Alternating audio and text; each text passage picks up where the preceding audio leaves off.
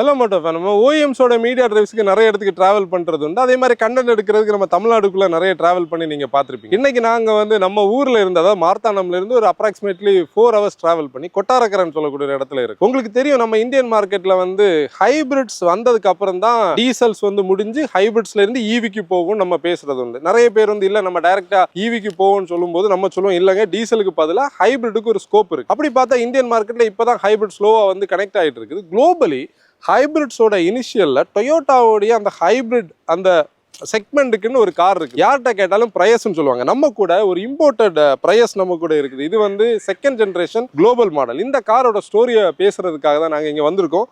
இந்த காரோட ஸ்டோரியை பேசலாம் வாங்க, வீடியோக்குள்ள போகலாம்.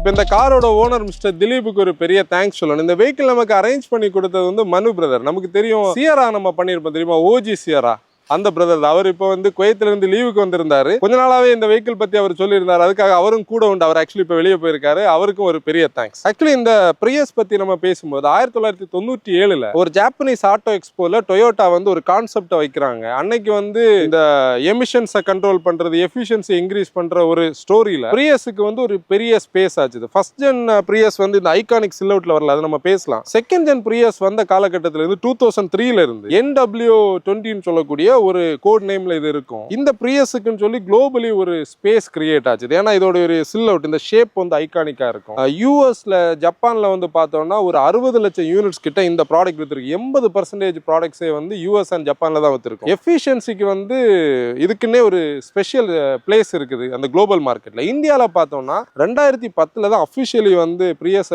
டொயோட்டா லான்ச் பண்ணாங்க. அதாவது தேர்ட் ஜென்ரேஷன் லான்ச் பண்ணியிருந்தாங்க. அது கொஞ்சம் 25 லட்சம் ரூபாய் மேல இருந்ததுல அது பெருசா போகல. அதுக்கப்புறம் 4th ஜென்னை லான்ச் பண்ணாங்க. அது 2020 ஸ்டாப் பண்ணாங்க, பெருசா போகல. பிரியஸ்னு சொல்லும் போதே இந்த மாடல் தான் ஐகானிக் பிரியஸ். இதோட ஸ்டோரியை நம்ம ஒவ்வொன்றா பார்க்கலாம். இந்த பிரியஸை வந்து அவங்களுடைய ஜாப்பனீஸ் இதுல வந்து பிரியஸ்னா என்னன்னா ஃபர்ஸ்ட்னு மீன் பண்ணுவாங்க. அதாவது குளோபலி அந்த ஹைபிரிட் எலக்ட்ரிக் வெஹிக்கிள்ஸோடைய அந்த ஒரு ஸ்டார்ட்ல டொயோட்டாவோடைய ஒரு ஃபர்ஸ்ட் வெஹிக்கிள். இங்க கேம்ரிக்கும் கொரோலாக்கு இடையில இது குளோபல் லைனப்ல உட்கார்ந்துருக்கும். கேம்ரி கொரோலா எல்லாம் பாத்தீங்கன்னா அது ஆல்ரெடி பெட்ரோல் ஐஸ்ல இருந்தது இல்ல டீசல்ல இருந்ததை ஹைபிரிடா மாத்திருப்பாங்க. இந்த மாடல் பார்த்தோம்னா ஹைபிரிடுக்காகவே உருவாக்கப்பட்ட ஒரு மாடலா இது சொல்ல முடியும். இதோட எக்ஸ்டீரியர் டிசைன் டீடைலிங் பாத்தீங்கன்னா ஒரு ஏரோ டைனாமிக்ஸா பேஸ் பண்ணி இதோட டிசைன் இருக்கும். ஃப்ரண்ட் பாத்தீங்கன்னா ஸ்லோப்பிங் ஃப்ரண்ட் இருக்கும். இந்த ஹெட்லாம்பே வந்து டியூல் ஸ்லாட்ல வந்து ஏரோ ஹெட்லாம்ப் தான் சொல்லியிருப்பாங்க. பாருங்க, விண்ட் அப்படியே ஃப்ளோ ஆகிறது மாதிரி டிசைன்ல இருக்கும்.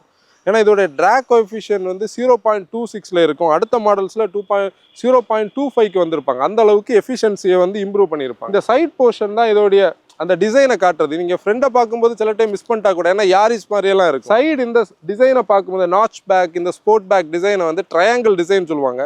பிரியஸுக்குன்னே இந்த ஒரு டிசைன் பேட்டர்ன் இருக்கும். 4445 மில்லிமீட்டர் இதோட லெங்த் இருக்கும். ஒரு 2700 மில்லிமீட்டர் வீல் பேஸ் இருக்கும். நல்ல பெரிய கார். நீங்க வந்து இந்த டோரோட சைஸை பாருங்களேன். ஒரு இனோவாவுடைய டோரோட சைஸ் இருக்குது. பெரிய டிஎல்ஓ உள்ள வந்து நல்ல ரூம் இருக்கிற மாதிரி பேசலாம். கிரவுண்ட் கிளியரன்ஸ் பார்த்தோம்னா ஒரு 145 to 150 மில்லிமீட்டர் தான் ரியல் வேர்ல்ட்ல கிடைக்கும். இதோட அலாய் வீல் டிசைன் பாருங்களேன். 195/60 R15 இருக்குது. ஒரு ஐகானிக் டிசைன். நீங்க வந்து 2003 இருந்து இல்ல 2002 இருந்து ஒரு 2015 வரைக்கும் உள்ள காலகட்டத்தில் உள்ள நிறைய கார்ஸ்ல நம்ம ஆஃப்டர் மார்க்கெட் அலாய் வீல்ஸ் போடுறது வந்து HRS வீல்ஸ்னு ஒரு வீல்ஸ் இருக்கும். அதுல அந்த ஹைப்பர் சில்வர்னு ஒரு அந்த கலருக்கு வந்து இந்த மாதிரி பேட்டர்ன்ஸ் இருக்கும். அந்த மாதிரி அலாய்ஸ் வந்து ஃபர்ஸ்ட் ஜென் ஸ்விஃப்ட்ல பிளாட்டில கூட இருக்கும். அப்படி உள்ள குவாலிட்டியிலே இந்த OEM அலாய் வந்து இருக்கிறது நல்ல அழகா இருக்கு. ஃப்ரண்ட் வந்து டிஸ்க் பிரேக்ஸ் இருக்கும். ரியர்லையும் டிஸ்க் பிரேக்ஸா. இதில் வந்து பார்த்தோம்னா ABS கம்பைண்டாக இருக்கும். 2 ஏர்பேக்ஸ் கொடுத்துருப்பாங்க. சேஃப்டிக்கு எலக்ட்ரானிக் ஸ்டெபிலிட்டி ப்ரோக்ராம் இருக்கும்.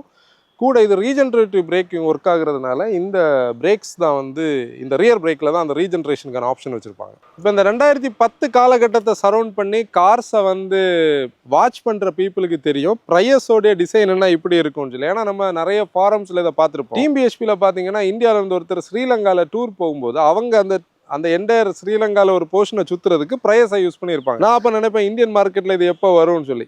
இது வந்து பார்த்தீங்கன்னா ஒரு கமேக் டிசைன்னு சொல்லக்கூடிய ஒரு டிசைன் லாங்குவேஜில் பண்ணியிருப்பாங்க. ட்ரையாங்கிள் டிசைன் தீம்னு சொல்லுவாங்க. அந்த ஸ்போர்ட்டி பேக் ஸ்டைல் இருக்குது. இங்கே ஒரு விண்ட்ஷீல்டு ரெகுலராக இருக்கும். ஒரு செடானுக்கு வரக்கூடிய போர்ஷனை அப்படி வெர்டிக்கலாக சாப் பண்ணால் எப்படி இருக்குமோ இருக்கும். இது ஒரு விண்ட்ஷீல்டு போர்ஷன் ஆகும். நீங்கள் நல்லா பார்த்தீங்கன்னா இது ஃபுல் கிளாஸ் தான். அது வந்து இதில் வந்து கிட்ட பார்த்தா தான் தெரியும். ப்ரையஸ் ப்ளஸ் அந்த ஹைப்ரிட் சைனர்ஜி டிரைவ்னு சொல்லக்கூடிய அவங்களுடைய அந்த பேட்ஜிங் டெயில் லேம்ப் டிசைனுக்கு வந்து டிரான்ஸ்பரண்ட் டெயில் லேம்ப் டிசைன் இந்த காருக்குன்னே உரியதாக இருந்தது. ஏன்னா இது வந்து ஒரு ப்ளூயிஷ் எஃபெக்ட் நமக்கு கொடுக்கும். அந்த ப்ளூ தானே அந்த ஹைப்ரிடோட ஃபீல். அதுக்கப்புறம் டொயோட்டா வந்து இதில் ப்ளூ எடுத்துகிட்டு வந்தாங்க. அதுக்கப்புறம் EHEV பேட்ஜிங்கில் இப்போ இருக்காங்க, 5th ஜென்ரேஷனில் இருக்காங்க. இங்கே பார்த்தீங்களா, இந்த இதில் வந்து ஒரு வைப்பரோட ஒரு போர்ஷன் இருக்குது. ஏன்னா இது யூஎஸ்ல எல்லாம் ரொம்ப வித்த வெஹிக்கிள். ஸ்டாண்டர்டாக ஒரு சூப்பர் அல்ட்ரா லோ எமிஷன் வெஹிக்கிள்னு சொல்லக்கூடிய ஒரு இது ஹை எஃபிஷியன்சி வெஹிக்கிள். இந்த டிசைன் எப்படி இருக்குன்னு நீங்கள் கமெண்ட்ஸில் சொல்லுங்கள். பூட் ஸ்பேஸ் பார்க்கலாம். இப்போ பாருங்கள் எவ்வளோ ஸ்பேஸ் இருக்குன்னு சொல்லி. இந்த மாதிரி இந்த ஸ்போர்ட் பேக்கோட ஒரு அட்வான்டேஜ் தான். நம்ம இந்தியன் மார்க்கெட்டில் நம்ம அக்டாவியா சூப்பர்ப் எல்லாம் இப்படி தான் ஓப்பன் ஆகும். இப்போ இந்தியாவில் நீங்கள் பார்த்தீங்கன்னா டிகாரோடைய ஷேப் இதில் தான் இருக்கும். இப்போ இருக்கிற அந்த குட்டி சைஸில் இது பார்த்தீங்களா, இவ்வளோ ஸ்பேஸ் இருக்குது. ஒரு ஃபேமிலிக்கு தேவையான எல்லா லக்கேஜையும் உள்ளே வைக்க முடியும். பேட்டரி வந்து இந்த போர்ஷனில் இருக்கும். இப்போ இதில் வந்து நிக்கல் மெட்டல் ஹைட்ரேட்டில் வந்து பேட்டரி பேக் இருக்கும், நம்ம ஹை கிராஸ்ல எல்லாம் வர்றது மாதிரி. ஆனால் ஹை ரைடரில் வந்து நம்ம இதுதான் லித்தியம் அயன் தான் வச்சுருப்பாங்க. ஹை ரைடரில் அது ஒரு ஸ்டெப்பாக இருக்கும். இது நீட்டாக வந்து உள்ளே டக்கின் பண்ணி வச்சுட்டாங்க. நம்ம ரெகுலராக கன்வென்ஷனலாக பார்க்குற ஒரு இன்டீரியர் வரைக்கும் ஒரு டிஃப்ரெண்டான இன்டீரியர் லேஅவுட் பாருங்களேன். மேலே வந்து இதுக்குள்ளே வந்து பார்த்தீங்கன்னா ஒரு டிஸ்பிளே இருக்குது. நல்லா கூர்ந்து கவனிச்சா தான் அது தெரியும். அதுக்கப்புறம் இதில் ஒரு டிஸ்பிளே இருக்குது. நீங்கள் பழைய கார்ஸ் வந்து பார்க்குறவங்களுக்கு தெரியும், வெயிலில் இருந்ததுன்னா LCD பழைய லிக்விட் கிறிஸ்டல் டிஸ்பிளேஸ் இந்த மாதிரி டேமேஜ் ஆகும். இதுக்குள்ளே எனர்ஜி மானிட்டர் வந்து இப்போ தெரியுது. கேமராவில் கிடைக்குமாடா நீ அந்த இதெல்லாம் தெரியுது. ஆனால் இந்த டிஸ்பிளே போர்ஷன் அவர் மாற்றணும்னு சொன்னார் அந்த ஓனர். அவர் வாங்கி வச்சுருக்காராம். இதில் பார்த்தீங்கன்னா ரேடியோக்கான சிடிக்கான இது இருக்குது. இங்கே வந்து இன்னொரு ஸ்டோரேஜ் பிளேஸ் இருக்குது. இந்த மெட்டீரியலோட குவாலிட்டி பாருங்களேன். இது ஒரு பியானோ பிளாக் மாதிரி ஒரு கூலிங் கிளாஸ் எஃபெக்டில் இருக்குது. இவ்வளோ நாள் டியூரபிளாக இருக்குது. இதுலேயும் வந்து ஒரு உங்களுக்கு வெயிலில் எப்படி தெரியும் தெரியல, இது வந்து ஆக்சுவலி ஒரு ப்ளம் கலர் ஆகும். ஒன்று தெரியுதா, ஒரு ப்ளம் கலர். மேலே ஒரு க்ளோ பாக்ஸ், கீழே ஒரு சாஃப்ட் ஓப்பனிங் ஒரு க்ளோ பாக்ஸ் இருக்குது. அப்புறம் பார்த்தீங்கன்னா இந்த போர்ஷன் பாருங்கள், இந்த வாக் த்ரூ கேபின் மாதிரி ஒரு டிசைனில் இருக்குது. ஒரு சின்ன அந்த ஹம்ப் வந்து அப்படியே பின்னாடி ட்ராவல் ஆகி போகுது. இது ஒரு பெரிய ஆம்ரெஸ்ட், எர்கனாமிக்கலி சார்ட்டட் பாருங்களேன். இது ஒரு குளோபல் கார். இது வந்து யூஎஸ்லேயும் வித்துட்டு இருந்த அதே மாடல். அங்கே left hand drive, right hand டிரைவ்ல இருக்குது. இது ஆக்சுவலி ஒரு ஆஸ்திரேலியன் இம்போர்ட். ஆஸ்திரேலியன் மார்க்கெட்டில் இருந்தது வந்து இந்தியாவில் ஒருத்தங்க இம்போர்ட் பண்ணி கொண்டு வந்துக்கிட்டு இவர் கையில் வந்தது. ஸ்டியரிங் வீல் பார்த்தீங்களா, அதாவது இதில் வந்து நமக்கு இந்த இடத்துல இன்ஸ்ட்ருமெண்ட் கன்சோல் இல்லைன்னு உள்ள குறை கூட நமக்கு தெரியாத அளவுக்கு இந்த டிசைன் பேட்டர்ன் இருக்குது. ஏசியோட கண்ட்ரோல்ஸ் எல்லாம் இங்கே இருக்குது. ரீசர்க்குலேஷனுக்கானதாகட்டும், டிஃபாகர் எல்லாமே இந்த இடத்துல இருக்குது. க்ரூஸ் கண்ட்ரோல் இந்த சைடில் இருக்குது. ஸ்டியரிங் வீலே ஒரு டிஃப்ரெண்டான ஒரு ஷேப்பில் இருக்குது. மெயின் ஹைலைட் இந்த சீட்ஸ் தான். சீட்ஸோட மெட்டீரியல் ஆக்சுவலி இது வந்து அவங்க டீட்டெயிலிங் பண்ணி ரீஸ்டோர் பண்ணி எடுத்திருக்காங்க. ஆனால் ஒரிஜினல் அந்த கிளாத் இப்போ மெயின்டைன் ஆகிருக்கு. அந்த குஷன் எல்லாம் இன்னும் டியூரபிளாக இருக்குது. டோர் பேட்ஸ் எல்லாம் பாருங்களேன் எவ்வளோ நீட்டாக இருக்குது. இதான் அந்த டியூரபிலிட்டின்னு நம்ம சொல்லக்கூடிய அந்த டேமோடைய ஒரு பாயிண்ட். ரஸ்ட் இல்லை, பெருசாக ரஸ்ட்டே இல்லை. உண்மை சொல்ல போனால் பழைய ஓனர்ஸ் நீட்டாக மெயின்டைன் பண்ணால் நல்லா இருக்குது. ரூஃப் லைனரோட குவாலிட்டியும் நல்லா இருக்குது. அன்னைக்கே வந்து ஒரு சன்கிளாஸ் ஹோல்டர்லாம் இருக்குது. பெரிய டிஎல்ஓ ஏரியா. இந்த காரோட ஒரு ஸ்டைல் என்னன்னா, நம்ம காரோட ஹாஃப்ல தான் இந்த டிரைவர் நம்ம கோ பேசஞ்சர் உட்கார ஒரு போர்ஷன். அவ்வளோ லெங்க் வந்து ஃப்ரண்ட்ல இருக்குது. பெரிய டேஷ்போர்ட். இதுக்குள்ள தான் அந்த ஃபயர் வால் வந்து கொஞ்சம் உள்ள வந்து தான் வரும். இன்னொரு விஷயம் பாருங்களேன், நம்மளுடைய ஸ்டிக், கியர் ஸ்டிக் எப்படி இருக்கு பாருங்க. இது இப்போ வந்து நியூட்ரல்ல நிற்குது. இது வந்து ரிவர்ஸ், இது வந்து டிரைவ். இடத்த எவ்வளோ சேவ் பண்ணி எவ்வளோ நீட்டாக வச்சுருக்காங்க பாருங்கள். செகண்ட் ரோ பார்க்கலாம். கொஞ்சம் ஹெட்டை மைண்ட் பண்ணி தான் உள்ளே வரணும். நீங்கள் அந்த காலகட்டத்தில் உள்ள கார்ஸோடைய அந்த ஒரு வெல்வெட் சீட்டிங் ஸ்டைலில் தான் நமக்கு ஃபீல் ஆகுது. நல்ல குஷன் எஃபெக்ட் இருக்குது. தை சப்போர்ட் பாருங்கள், கொஞ்சம் கம்மி தான், ரொம்ப சர்ப்ளஸ் இல்லை. லெக் ரூம் இவ்வளோ இருக்குது. இங்கே வந்து ஒரு டிரான்ஸ்மிஷன் டனலோட ஒரு போர்ஷன் இருக்குது. இந்த போர்ஷன் பாருங்களேன், 2 பாட்டில் ஹோல்டர். இதெல்லாம் டியூரபிளான டிசைனில் வச்சுருக்காங்க. இப்போ டொயோட்டா வந்து பார்த்தீங்கன்னா சிம்பிளாக நீட்டாக வச்சுருக்காங்க. நம்ம நிறைய பிராண்ட்ஸில் எல்லாம் இப்படி உள்ளேருந்து வரும், அதில் வந்து பாப்பப் ஆகுற மாதிரிலாம் இருக்கும், அது ரேட்டில் ஆகும். ஆனால் இதுதான் டொயோட்டா ஸ்டைல். நடுவுலையும் ஒரு சின்ன ஹெட் ரெஸ்ட் வச்சுருக்காங்க. மெயின் விஷயம் இதோட டிஎல்ஓ அண்ட் சீட்டிங் ஆங்கிள் தான். நம்ம இதோட சஸ்பென்ஷன் குவாலிட்டியும் அதோடைய சீட்டிங் இதுவும் டிரைவிங்கில் கண்டிப்பாக பேசலாம். ஏசி வென்ஸ் இங்கே கிடையாது. அந்த பீரியடில் வந்து ஏசி வென்ஸ் கொடுக்கல. அந்த டோர் பேரோட மேலே இருக்கிற மெட்டீரியல் பாருங்களேன், நல்ல குவாலிட்டியாக இப்போவும் இருக்குது. ஸ்பீக்கர்ஸ் அதில் வருது. எக்ரஸ் பார்க்கலாம். ஹெட்டை மைண்ட் பண்ணி ஈஸியாக வரலாம். இந்த ஹைப்ரிட் பவர் ட்ரெயின் பற்றி பார்ப்போம். இது வந்து ஒரு 1.5 லிட்டர் ஆல் அலுமினியம் என்ஜின் 4 சிலிண்டர்ஸில் இருக்கும். ஒரு 76 PS பவரும் 111 நியூட்டன் டார்க்கும் ப்ரொடியூஸ் பண்ணும். கூட இதில் பார்த்தீங்கன்னா ஒரு எலக்ட்ரிக் மோட்டர் இருக்கும். 400 நியூட்டன் டார்க் ப்ரொடியூஸ் பண்ண முடியும். இதோடைய பவர் ஸ்பெசிஃபிகேஷன் ஒரு 67 PSல இருக்கும். ஆக்சுவலி இது கம்பைண்டாக 110 PS பவர் கொடுக்குறது மாதிரி இதோடைய ஹைப்ரிடோடைய பவர். ஆக்சுவலி நம்ம இந்த காலகட்டத்தில் பார்க்கும்போது நமக்கு தெரியும் அந்த டிஎன்ஜிஏல 3 சிலிண்டரில் கொடுத்துருப்பாங்க. இது ஒரு ப்ராப்பர் 4 சிலிண்டர். இதில் வந்து ஏசி வந்து நமக்கு எலக்ட்ரிக் ஏசியில் இருக்கும். ஏன்னா இது நம்ம வெஹிக்கிள் இவி மோடில் ஸ்டார்ட் ஆகும்போது ஏசி ஒர்க் ஆகுறதுக்காக கூலன் பம்பும் எலக்ட்ரிக்கில் தான் வச்சுருப்பாங்க. நம்ம இதை ஸ்டார்ட் பண்ணி பார்க்கலாம். இப்போ ஒரு சின்ன சவுண்டு கேட்குது பார்த்தீங்களா? இப்போ வந்து என்ஜின் ஆஃப் ஆகிடுச்சு, திருப்பி ஆன் ஆகிடுச்சு. அதே சிஸ்டமில் தான் ஒர்க் ஆகுது. நம்ம சின்ன ஒரு டிரைவ் இதை எடுத்து பார்ப்போம். நம்ம நிறைய இடத்துல வந்து நம்ம மட்டும் இல்லை எல்லாருமே பேசுகிற ஒரு விஷயம் டொயோட்டாவுடைய ரிலையபிலிட்டி பற்றி பேசுகிறது. நாங்கள் வந்து ஆன்சன் பி ரோல்ஸ் எடுக்கும்போது நானும் டேனியும் ஜெரோம் அங்கே உட்காந்து பேசிகிட்டு இருந்தோம். என்னென்னா இது அப்ராக்சிமேட்லி 20 வருஷம் தாண்டியாச்சு இந்த வெஹிக்கிள். நீங்கள் இதோடைய மெட்டீரியலோட குவாலிட்டியை பார்த்தாலும் சரி, அவங்க என்ஜினில் இருக்கிற என்ஜினியர் ஆனாலும் டியூரபிலிட்டிக்கு இது ஒரு கண்டிப்பாக ஒரு எக்ஸாம்பிள். ஏன்னா இது ஒரு காம்ப்ளெக்ஸான என்ஜினியரிங் ப்ராசஸ். இது வந்து ஒரு செகண்ட் ஜென்ரேஷன் ஹைப்ரிட் சொல்லலாம். இன்றைக்கி கரண்டாக 5th ஜென்னில் இருக்காங்க. இந்த டிஎன்ஜிஏ சீரீஸில் 5th இருக்கும். அப்படி இருந்தும் இது எவ்வளோ பர்ஃபெக்டாக இன்றைக்கும் ரன்னிங் கண்டிஷனில் ஒருத்தர் டெய்லி டிரைவராக யூஸ் பண்ணுற கார் இருக்கிற லெவல்னு சொல்லக்கூடியது டொயோட்டாவோட என்ஜினியரிங்கும் அவங்களுடைய சர்வீஸும் அவங்களுடைய டியூரபிலிட்டியை காட்டுது. நம்ம இந்த ப்ரைஸ் வந்து டிரைவ் பண்ணலாம். இதில் ஒரு விஷயம் காட்டணும் பாருங்கள். இது அதோடைய key fob, locking unlocking option இருக்குது, மேனுவல் கீ இருக்குது. நம்ம எய்தர் வந்து புஷ் பட்டன் ஸ்டார்ட்னா கீயை இங்கே போட்டுருவோம் இல்லையா, இதுக்கு கீக்கு ஒரு ஸ்லாட் இருக்குது பாருங்களேன். சில லக்ஸுரி ஜெர்மன்ஸ் மாதிரி நம்ம இதில் வச்சுக்கிட்டு இப்போ வந்து வெஹிக்கிள் ஸ்டார்ட் ஆகிடுச்சு. அங்கே எல்லாமே பிளிங்க் ஆகுது. இவி மோடில் மட்டும் ஓட்டுறதுக்கு ஒரு ஆப்ஷன் இருக்குது. இது இப்போ இவி ப்ரெஸ் பண்ணி பார்ப்போம். சார்ஜ் இருந்தால் இவியில் ஓடும், இல்லை சார்ஜ் இல்லை இன்னும். நம்ம ஏன்னா நாங்கள் இந்த இன்டீரியர்லாம் எடுக்கும்போது ஸ்டார்டிங்கில் விட்டுருந்தோம் பார்த்தீங்களா, நம்ம டிரைவ் பண்ணலாம். நம்ம எப்போவுமே சொல்கிறது மாதிரி சீட் பெல்ட் போடுங்க. கூட இருக்கிற எல்லாரும் சீட் பெல்ட் போட என்கரேஜ் பண்ணுங்கள். நம்மளோட சேஃப்டி என்ஹான்ஸ் பண்ணும். இந்த மாதிரி கிளாசிக் கார்ஸ் எல்லாம் வச்சிருக்கிறவங்க வந்து கண்டிப்பாக உங்கள் ஃப்ரெண்ட்ஸ் யாருக்கிட்ட இருந்தால் கூட ஒரு தடவை ஓட்ட கேளுங்க. அப்போ தான் பழைய காலகட்டத்தோட நமக்கு தெரியும். இது ஆக்சுவலி பார்த்தோன்னா 2 ஏர்பேக்ஸ் மாடல். ஃப்ரண்ட்டில் குழந்தைகளை உட்கார வைக்க கூடாது. 14 வயசு கீழே உள்ள பிள்ளைகளை வந்து கண்டிப்பாக பின்னாடி சீட் பெல்ட் போட்டு தான் உட்கார வைக்கணும். நம்ம எல்லாரும் சீட் பெல்ட்ஸ் போட்டுருந்தா தான் ஏர்பேக்ஸ் நம்மளை வந்து சேவ் பண்ண முடியும்.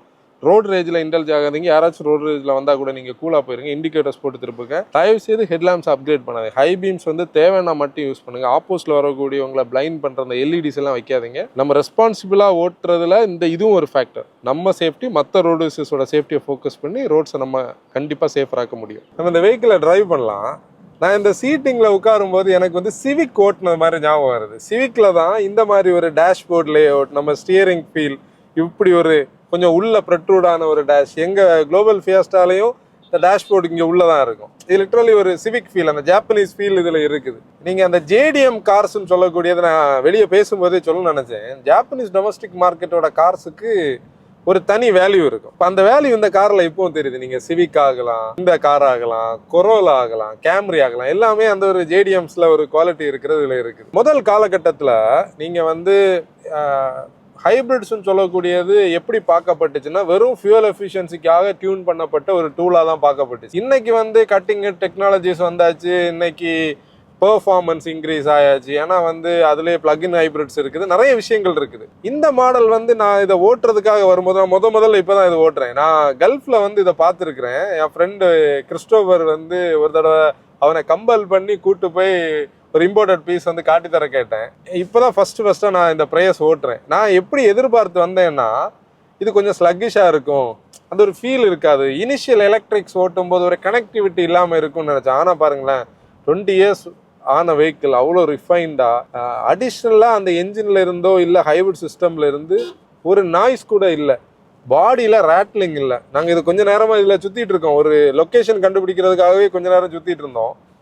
டேனி, உன்னுடைய ஃபீட்பேக் இதில் சொல்லு.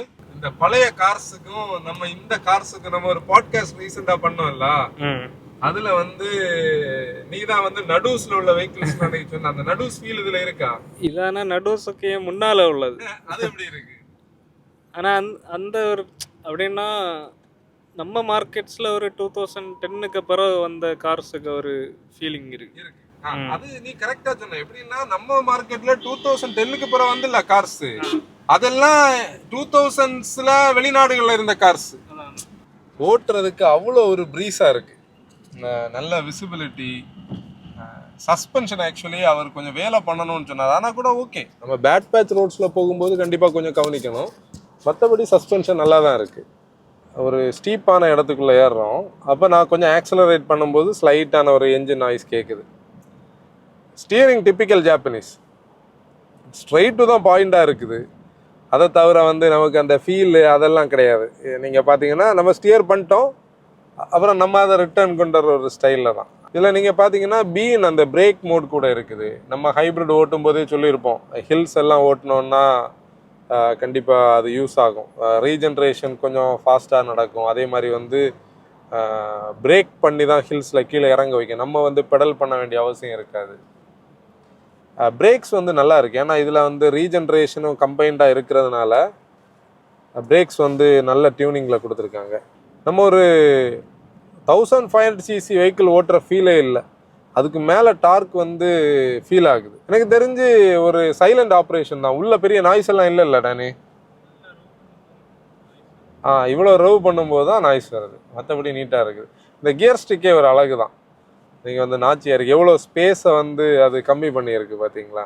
நமக்கு கன்வென்ஷனல் கார் லவர்ஸுக்கு சில விஷயங்கள் பிடிக்காது. ஸ்பீடோமீட்டர் கண்டிப்பாக இதில் இருக்கணும், ரொம்ப டீப்பாக அங்கே இருக்கிறது பிடிக்காது. இது ஒரு ஹெட்ஸ்அப் டிஸ்பிளே மாதிரி அங்கே உள்ளே இருக்குது. அப்புறம் இதில் எங்கே நம்ம டேஷ்போர்ட் மவுண்டட் ஷிஃப்டர்ஸ் நமக்கு பிடிக்காது. ஜாப்பனீஸ் ஜேடிஎம்ஸில் ஏகப்பட்ட வெஹிக்கிள்ஸில் இங்கே தான் இருக்கும். அதில் இந்த கே கார்ஸில் பார்த்தோன்னா எல்லாத்துலேயுமே இதில் தான் இருக்குது. எல்லா பிராண்ட்லேயும் இப்படி தான் இருக்கும். ஆனால் இந்த காரில் இது அழகாக கொடுத்துருக்காங்க.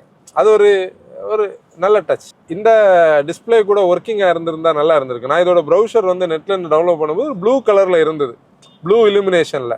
அந்த காலகட்டத்தில் கார்ஸில் வந்து ஒரு ப்ளூ இல்லை ரெட்டு தானே மெயின் கலர், அதில் இது ஒரு ப்ளூவில் இருந்து ஓவரால் ஒரு நல்ல எக்ஸ்பீரியன்ஸ் இது. நம்ம கொஞ்சம் ஆக்ஸலரேட் பண்ணால் கொஞ்சம் சவுண்டு கேட்குது, போகுது. ஆனால் ஒரு பயங்கர சர்ஜ் டார்க் எல்லாம் கிடையாது.